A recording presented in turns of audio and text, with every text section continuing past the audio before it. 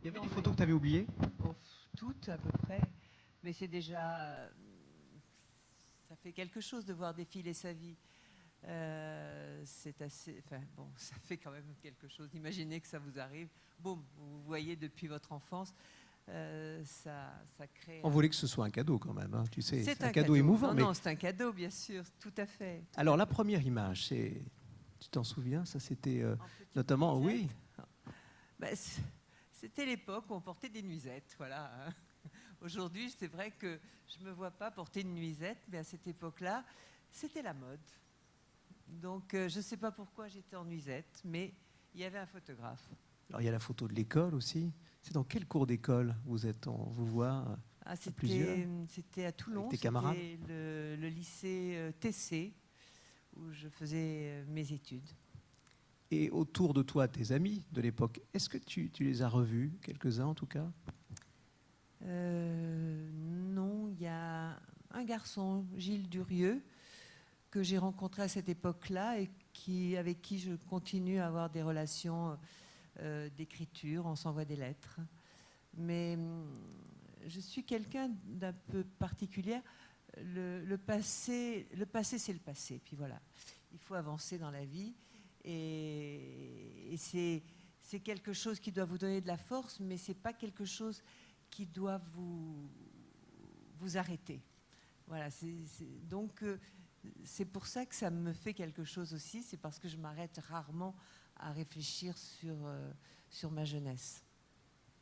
Alors, dans ces photos, il y a une photo assez forte où tu es en noir et blanc avec Gabin. On dit qu'il impressionnait. Tu as été impressionné par lui? Alors j'étais très impressionnée par Gabin, surtout que j'ai eu un petit rôle dans un film qui s'appelle Monsieur. Et lorsque nous avons commencé à tourner, la première scène, je me suis mise à bafouiller d'angoisse. Et puis j'ai vu ce monsieur qui m'a regardé, qui m'a souri, qui m'a dit t'inquiète pas, c'est pas grave.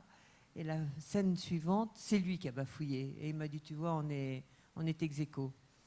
Ça, c'est l'élégance. Voilà. Il te prenait sous son aile?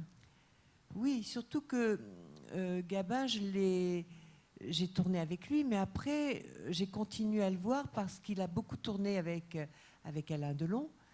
Donc, je l'ai vu avec Alain et on a gardé des relations jusqu'à la fin de sa vie. Tu es allé aux courses alors? J'allais pas aux courses avec lui, mais je faisais la dinette avec lui de temps en temps. Ouais. Oui, parce que tu cuisines pas mal, beaucoup, hein, à la maison. J'adore faire la cuisine, j'adore. Bon, il est encore un peu tôt pour te demander une recette, quoique. Alors, Mireille, tu disais la route avance, le passé, je m'y attarde pas. Et sur la route, tu as croisé celle du théâtre il n'y a pas très longtemps, puisque tu as joué avec succès sur la route de Madison. C'était un long moment de théâtre, un retour sur les planches? Oui, parce que j'ai beaucoup de difficultés à jouer au théâtre.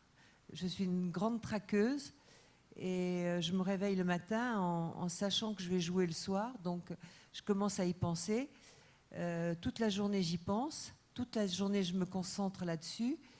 À 4 heures de l'après-midi, il faut que je parte au théâtre parce que j'ai peur d'être en retard. Je suis tendue au possible et je ne suis bien que lorsque je suis sur scène et que je joue. On sort de scène, je fais ouf parce que j'ai tout donné, tout ce que je pouvais. Et puis, ça y est, ma tête dit demain on recommence. Et de nouveau, l'angoisse arrive. C'est pour ça que j'aime pas le théâtre. C'est pas le fait de jouer, ça c'est un bonheur complet. C'est la vie que me donne le théâtre. C'est-à-dire que c'est une vie oppressée pour moi. J'ai pas de détente dans mon cœur, dans mon corps. Tu as d'autres projets de pièces de théâtre? Non, non, après ce que tu viens de dire? Non, mais la dernière pièce qu'on a jouée, c'était avec Alain Delon, et c'était sur la route de Madison, et c'est vrai que cette pièce avait des choses qui nous convenaient bien à tous les deux, c'est-à-dire que tous les soirs, je disais des mots qui pouvaient s'adresser à lui, puisque c'était une histoire d'amour qui était impossible, mais qui était vrai, vous avez peut-être tous vu le film, donc c'est une sublime histoire d'amour, et ils se disent des choses extraordinaires. Et donc tous les soirs, je disais ces mots à cet homme que j'aime depuis toujours, avec qui j'ai vécu 16 ans. Mon mari le sait, donc je ne suis pas en train de me cacher, mais c'est vrai que c'est quelqu'un d'important dans ma vie, et je trouve que ne jamais renier ce qu'on a pu se dire, ne jamais renier l'amour qu'on a pu avoir l'un pour l'autre, je crois que c'est très, très, très, très important pour grandir.